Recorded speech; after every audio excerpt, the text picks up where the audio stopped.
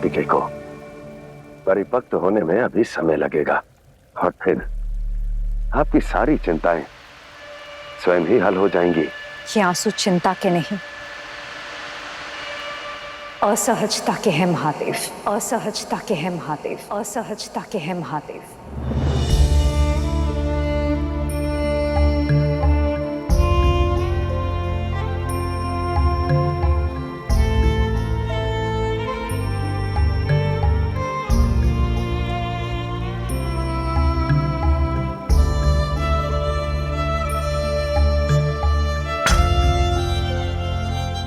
कैसी असहजता देवी?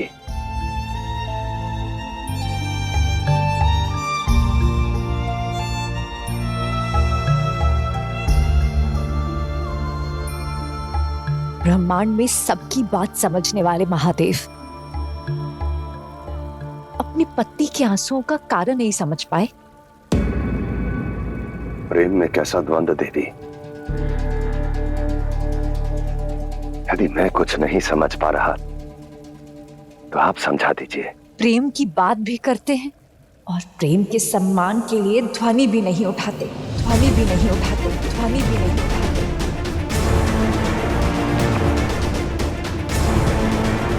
अब मैं पार्वती के समक्ष आपको पराजित करूंगा महादेव। कैलाश का स्वामी बनूंगा मैं और कैलाश की स्वामिनी को अपनी स्वामिनी बनाऊंगा। नहीं देवी, इस पार्वती पर केवल महादेव का अधिकार है। मेरा तन, मेरा मन, मेरा पूरा जीवन केवल मेरे शिव का है। उस भस्मासुर ने जब गरिमा की सीमा लांघी, मेरे मान सम्मान को घात किया तो क्रोध से धधक उठी ये पार्वती। मन किया कि पूरे ब्रह्मांड का सर्वनाश कर दूं, सर्वनाश कर दूं, सर्वनाश कर दूं।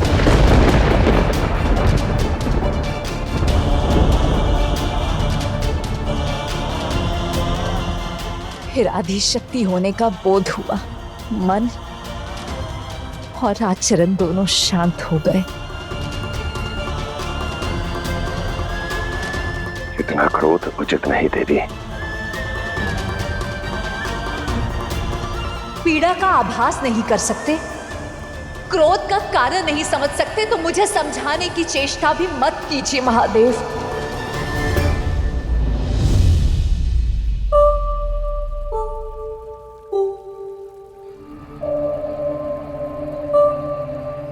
रुक जाइए देवी, रुक जाइए देवी।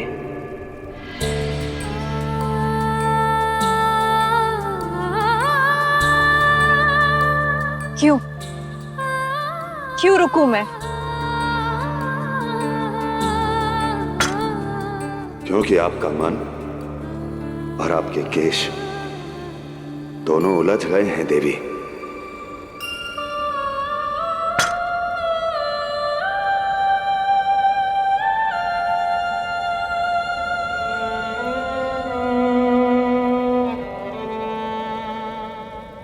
आइए, मैं दोनों को सुलझा देता हूं।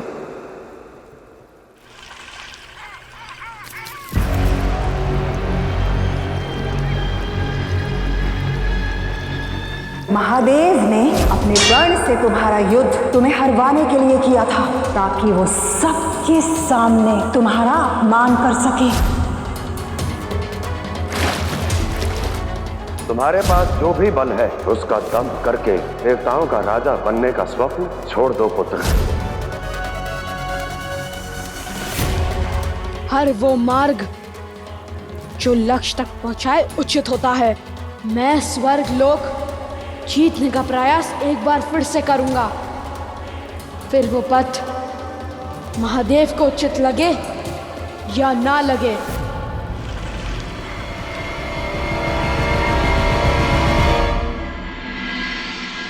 अपनी इस तलवार से अपना शीश काट ब्रह्मदेव को चढ़ाओ। तुम्हारी सर्वोच्च आहुति से ब्रह्मदेव प्रसन्न हुए तो ठीक, वरना समाप्त हो जाओगे। जैसी आपकी आज्ञा असुर माता।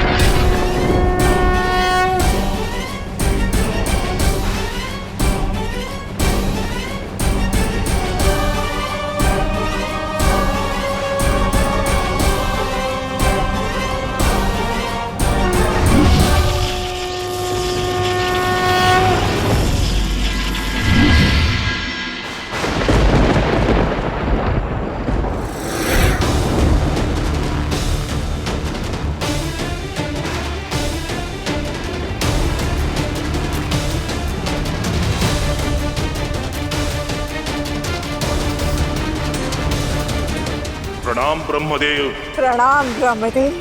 बोलो, तुम्हें क्या वर चाहिए? अमरता का वरदान तो आप मुझे दे नहीं सकते, तो मुझे 2 वरदान ही दे दीजिए। एक वरदान तो ये दीजिए, मेरी मृत्यु 2 बार हो तो ही मैं मरूं। और दूसरा वरदान, मेरा पुत्र सबसे शक्तिशाली हो।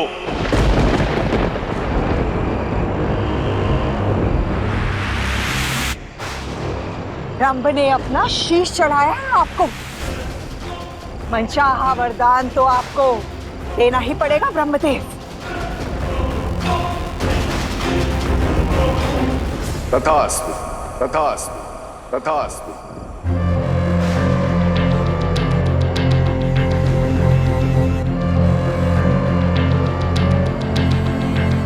तुम्हें 2 बार मृत्यु मिलेगी, तभी तुम्हारी मृत्यु होगी। और तुम्हारा पुत्र अति बलशाली होगा।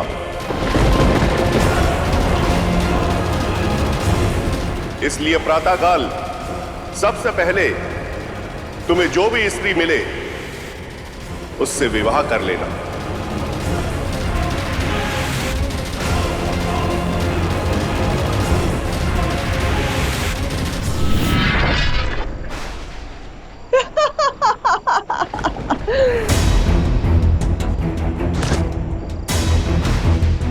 धन्यवाद असुर माता, आज आपके ही कारण मुझे वरदानों की प्राप्ति हुई है।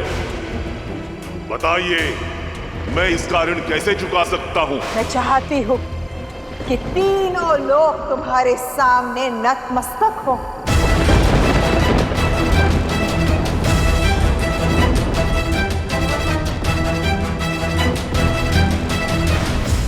लेकिन असुर माता, ये होगा कैसे? मेरा साथ देकर, तुम्हारा पराक्रम और मेरी युक्ति साथ मिलकर हर असंभव को संभव कर सकते हैं। ना वो आदि शक्ति हमें रोक पाएगी और ना ही शिव। आदेश दीजिए असुर माता, मुझे करना क्या होगा?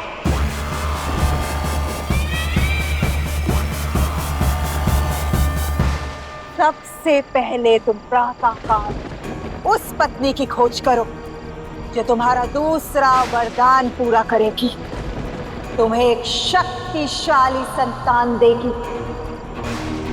उसके बाद मैं तुम्हें बताऊंगी कि तुम्हें क्या करना है।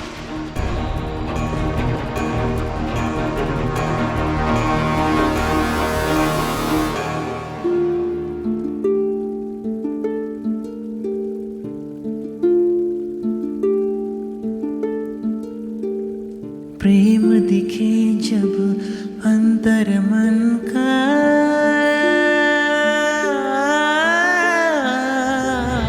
मार्ग दिखा दे स्वयं मिलन का। बंधन ऐसे शिव पार्वती के,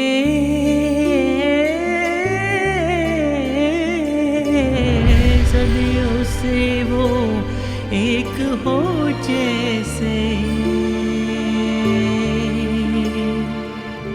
एक एक दूजे में विलय, एक दूजे की है लय, एक दूजे बिन अधूरे है सदा। कब रोकी है रोक जो सकेगी बाधा कोई, है मिलन ये प्रेम का।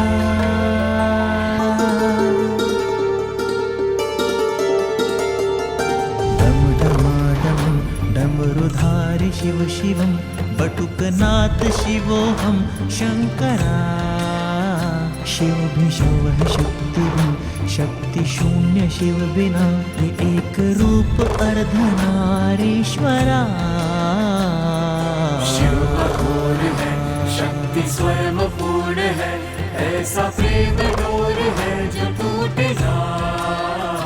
है ये एक दूजे से, है ये एक दूजे में, कुछ ना एक दूजे के है बिना।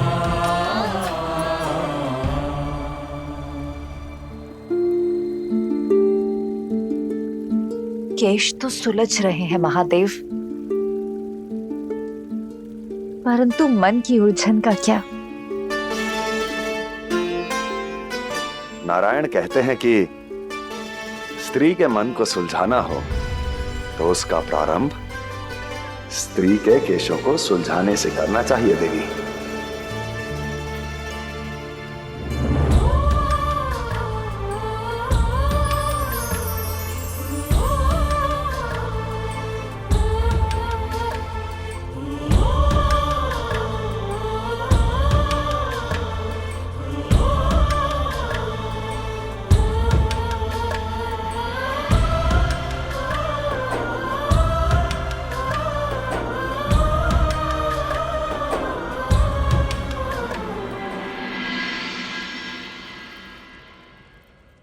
हाँ नारायण, क्या महादेव से आपने कहा है? मैंने ऐसा कब कहा देवी?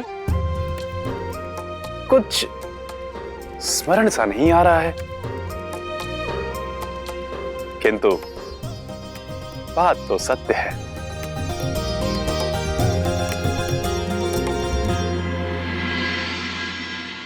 ब्रह्मदेव के वरदान के अनुसार प्रातः काल मुझे जो भी स्त्री मिलेगी उसके साथ विवाह कर लेना है, परंतु यहाँ कोई है ही नहीं। तुम्हें शक्तिशाली पुत्र देने वाली कन्या साधारण नहीं हो सकती।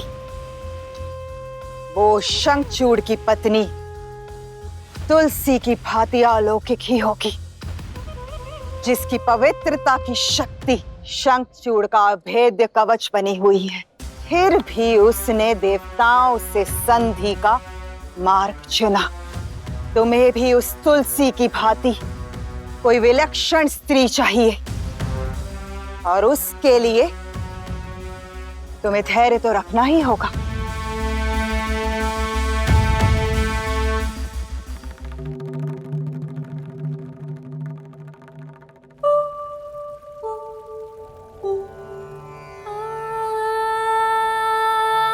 स्त्री के मन को सुलझाना हो तो उसका प्रारंभ स्त्री के केशों को सुलझाने से करना चाहिए देवी।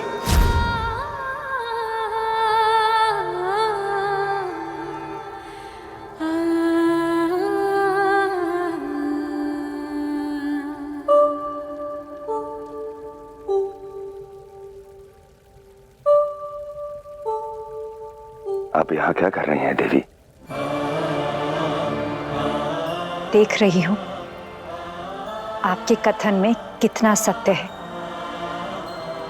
एक स्त्री के केश सुलझाने से उसका मन सुलझता है या नहीं।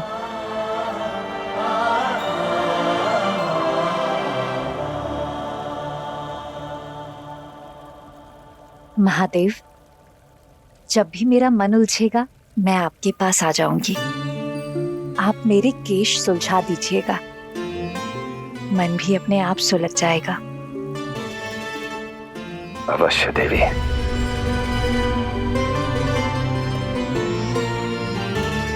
वैसे हमारा पुत्र कैसा है?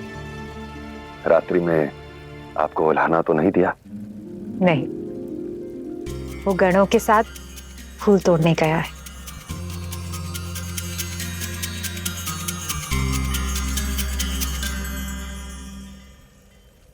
यदि प्रसन्न है तो एक बात कहूं। आप कार्तिक से प्रेम से बात कीजिएगा। आप स्वयं तो उसके साथ कठोर व्यवहार करते हैं और मुझे प्रेम का पद दिखा रहे हैं। देवी, पिता होने का यही तो अर्थ है।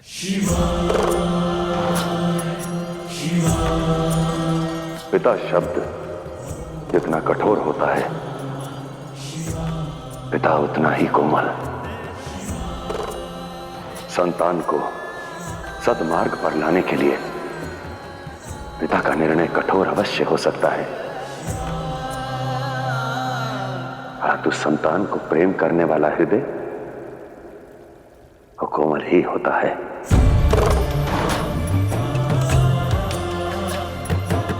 एक संतान को भले ही आपकी कठोरता दिखे, परंतु ये संसार एक पिता की सौम्यता अवश्य देखेगा महादेव, अवश्य देखेगा महादेव, अवश्य देखेगा महादेव।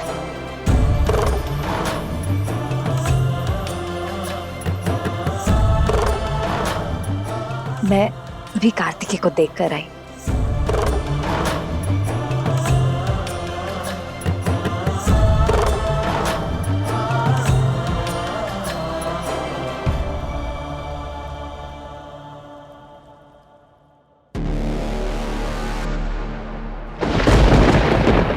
आपका परम शत्रु आ रहा है महादेव, आ रहा है। शमचूड़ आपका अंत करने, शमचूड़ आपका अंत करने, शमचूड़ आपका अंत करने।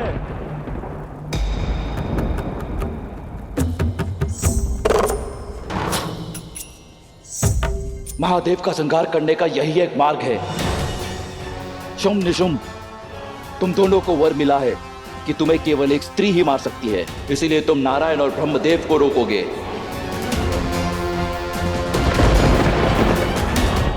और नमुचित तुम मेरे आसपास ही रहोगे। ध्यान रहे कि मुझ पे पीछे से कोई प्रहार ना करे। महादेव का सामना मैं स्वयं करूंगा, महादेव का सामना मैं स्वयं करूंगा, महादेव का सामना मैं स्वयं करूंगा। किंतु शिव आपसे युद्ध करेंगे क्यों? शिव का अस्त्र अति भयावह परिस्थिति में ही उठता है। तो कल मैं ऐसी ही भयावह परिस्थिति उत्पन्न करूंगा। तुम सब कल की तैयारियां आरंभ करो।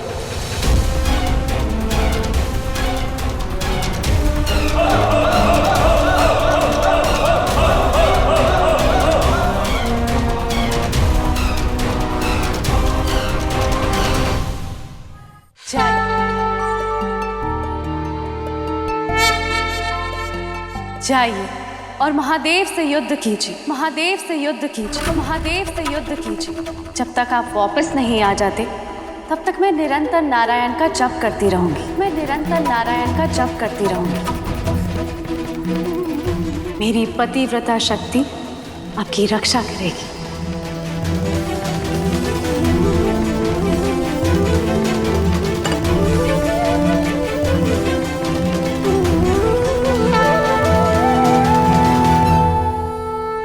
जब तक मेरे पति विजयी होके नहीं लौटते तब तक ये दिए मेरे हथेलियों पे इसी प्रकार जलते रहेंगे।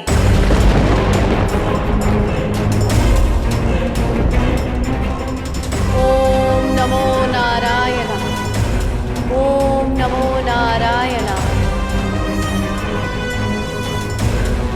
ओम नमो नारायण।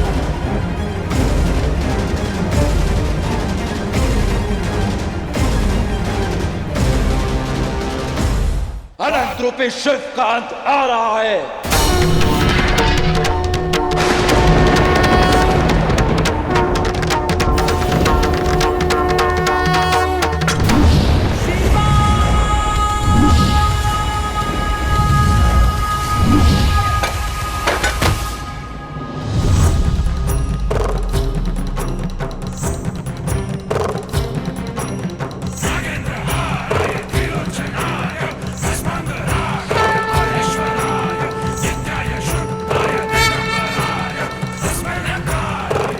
अपने पग पीछे हटाने के लिए आगे नहीं बढ़ाए महादेव, युद्ध के लिए सज रहिए।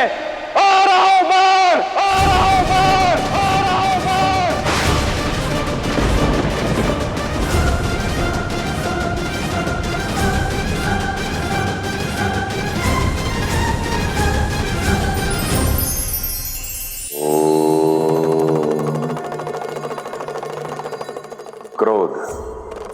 इस शब्द, इस भाव, इनसे सदैव बचने का परामर्श दिया जाता है। क्रोध तब पुण्य के द्वार खोलता है जब वो धर्म और मर्यादा की रक्षा करता है, और सहनशीलता, जिसे भावों में सबसे उत्तम माना जाता है, वो पाप बन जाता है जब वो धर्म और मर्यादा की रक्षा ही ना कर पाए। इसलिए सदैव धर्म और सद्कर्म की राह पर चलें, मर्यादा की रक्षा करें, फिर चाहे सहनशीलता को त्याग कर क्रोध ही क्यों ना करना पड़े।